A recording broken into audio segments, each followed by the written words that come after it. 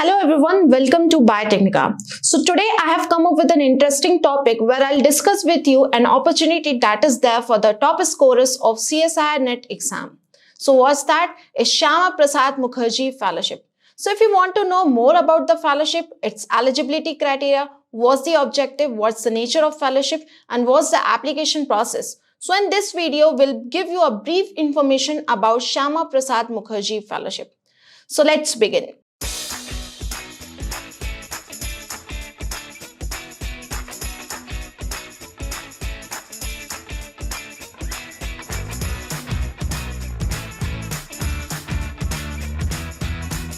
So what is SPM Fellowship?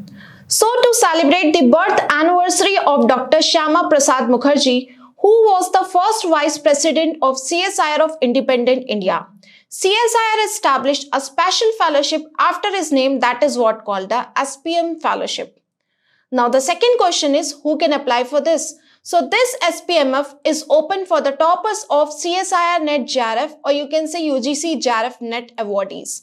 So if you are a top rankers in both these exams and if you have secured good marks, so you can apply for this fellowship. Now who is the governing body? So this SPMF, it is regulated and governed by the terms and conditions of CSIR JRF NET. So for the first time, it was launched with the primary aim to nurture the budding scientists in the field of research so that they can pursue their PhD programs with a special fellowship in any of the CSIR funded labs. And if not, so they can go for their specialized R&D institutions and universities for their job openings. So the primary aim was to nurture the budding scientific talent and also to nourish the objective of the pursuit of scientific research. So what's the nature of fellowship for this SPM fellow? So before coming to this point, I'll brief you about the fellowship amount that is there for a non-SPM fellow, or you can simply call it as a CSIR JRF NET awardee. So if you are qualifying CSIR JRF NET, so you will be entitled for a fellowship that is there for 5 years. So for the first 2 years, you will be called as JRF, that is the Junior Research Fellow. So for the first 2 years, the fellowship amount will be 31K along with HRA. That varies according to the metro and non-metro city. So it can be 8%, 16% or 24% depending on the university or institution from where you are pursuing your research. And from the 3rd year till 5th year, that means you are upgraded from JRF to SRF, that is Senior Research Fellow, and there the fellowship becomes 35K per month along with HRA, that remains the same, that is 8%, 16% or 24%. And along with it, you will be getting a contingency grant of 20,000, but that too in 1 year. So along with it, contingency grant is added. But for what? For SPM fellow. So if you are qualifying this CSIR NET, JRF NET, and if you are a SPM fellow, so here the stipend will be rupees 36,000 per month along with HRA. So you can see the difference for a CSIR JRF NET, that is a non-SPM fellow, it's only going to be 31K per month. But here in case of SPM fellow, it's 36,000 per month. But here the contingency grant is 70K in a year. So you can see it's 20K for a non-SPM fellow, but for a SPM one, it's 70K. So stipend is rupees 36,000 per month along with HRA during the first 2 years of the fellowship. And the contingency is 70,000 per annum.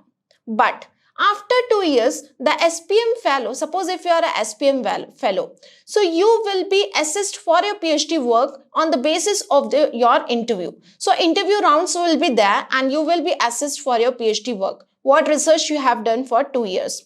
And if you are qualifying that interview and if your performance is found satisfactory, the fellowship amount may be raised to 42,000 per month along with HRA. That is from the 3rd year onwards, that will be till 5th year. Means for the next 3 years, you will be getting rupees 42,000 per month. That was only 35K in case of a non-SPM fellow, as you can see here. But if your performance is not found satisfactory, then here you may be reverted to JRF NET.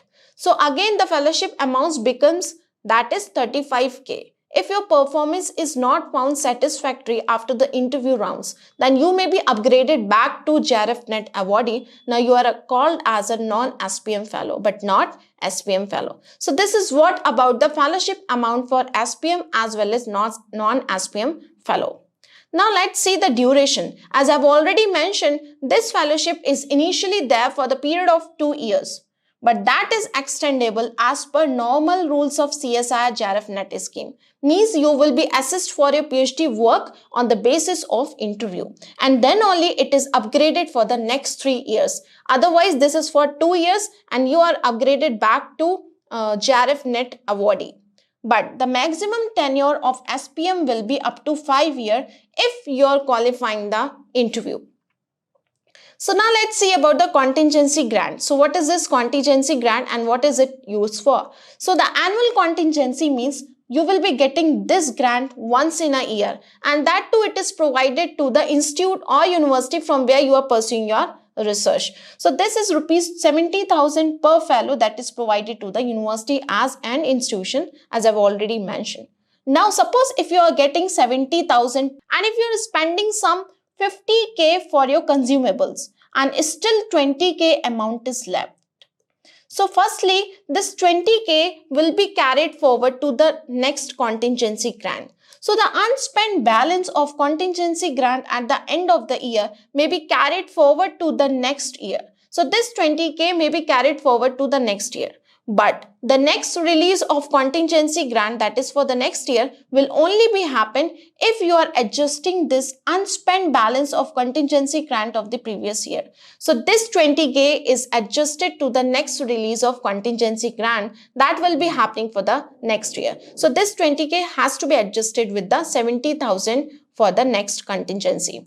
Now, if SPM fellow, if they are submitting their PhD on time, so suppose if 5 years of PhD is done and now they are about to submit their PhD thesis in an e-form. So if they do so, they will be getting rupees 3,000 extra on submission of PhD thesis in an e-form.